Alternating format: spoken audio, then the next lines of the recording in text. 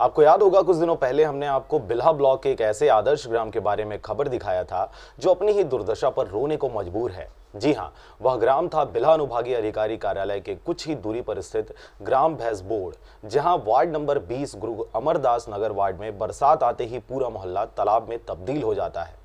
कहने को तो इसको आदर्श ग्राम का नाम दे दिया गया है, मगर यहां समस्याओं का अंबार लगा हुआ है। बावजूद इसके सरपंच की लापरवाही के चलते ग्रामीणों को इसका खामियाजा भुगतना पड़ रहा है। वहीं हमने बिल्हा जनपद सीओ को इस गंभीर समस्या से अवगत करवाया और उन्होंने 2-3 दिनों में समाधान करने की बात कही है। देखिए, बारिश का समय है, उससे हमारे गाँव में मैक्सिमम सीसी रोड बन गई है। एक डोली छूट गई, वहाँ कीचड़ है, लेकिन उस कीचड़ से बचाव के लिए अभी हम लोगों ने पंचायत को निर्देश दिया कि डस्ट वगैरह कैसा डस्ट है छोटी गड्ढे डलवाएं, उससे देख ली जाए और ठीक हो जाएगा, एकदम ठीक है। बिल्हा से मनहरन बंजारे और राम भारद्वाज के साथ ब्यूरो रिपोर्ट RJ रमझाझर।